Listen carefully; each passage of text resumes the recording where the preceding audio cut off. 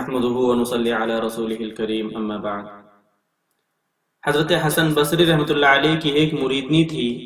اس کا ایک بیٹا تھا جو بہت سرکش تھا۔ کہتے ہیں کہ دنیا میں ایسا کوئی گناہ نہیں تھا جو اس نے نہ کیا ہو۔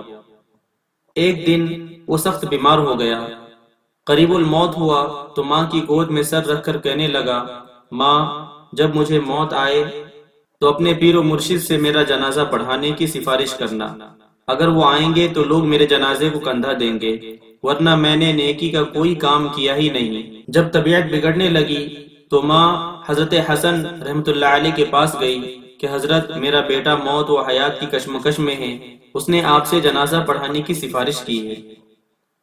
حضرت نے کہا کہ محترمہ، آپ کے بیٹے کو میں نے کبھی سجدہ کرتے دیکھا نہیں، میں کیسے جنازہ پڑھاؤں؟ ماں بوجھل قدموں کے ساتھ ناکام واپس لوٹی اور بیٹے سے کہا، بیٹا اگر زندگی میں میری ایک بات مانی ہوتی تو آج میرے مرشد جنازہ پڑھانے سے انکار نہ کرتے۔ بیٹا حسرت بھری آنکھوں سے ماں کی بے چینی کو دیکھتا رہا اور رونے لگا اور بولا، ماں جب مجھے موت آئے تو میرے پاؤں کو رسی سے باندھ کر سارے شہر میں گھسیٹنا اور یہ آواز لگانا کہ جو اللہ کی نافرمانی کرتا ہے، جو اس کا حکم نہیں مانتا، اس کا یہی حشر ہوگا۔ اور ماں پھر مجھے دفنانا نہیں، مجھے اس شہر کے سب سے گندی جگہ پھینکنا تاکہ لوگ مجھ سے عبرت پکڑیں۔ اس حالت میں اس لڑکے کو موت آئی اور روح پرواز کر گئی۔ وفات کے چند لمحوں کے بعد دروازے پر دستک ہوئی۔ ماں نے دروازہ کھولا تو دیکھا کہ حضرت حسن رحمۃ اللہ علیہ کھڑے تھے۔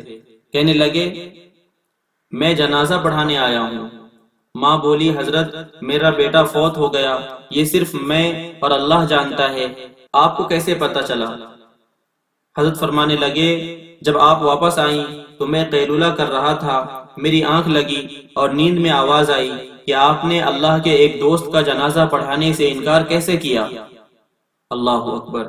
یہاں ندامت کے تو آنسو گرے، وہاں مغفرت کا فیصلہ ہو گیا۔ دوستوں، چلتے چلتے ایک آخری بات عرض کرتا چلوں کہ اگر کوئی ایسی نایاب ویڈیو، قول، واقعہ، کہانی یا تحریر وغیرہ اچھی لگے تو سننے کے بعد مزید تھوڑی سی زحمت فرما کر اپنے دوستوں سے بھی شیئر کر لیا کیجیے۔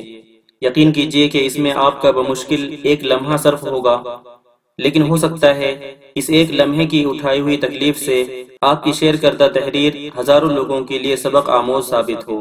جزاک اللہ خیرا کثیرا۔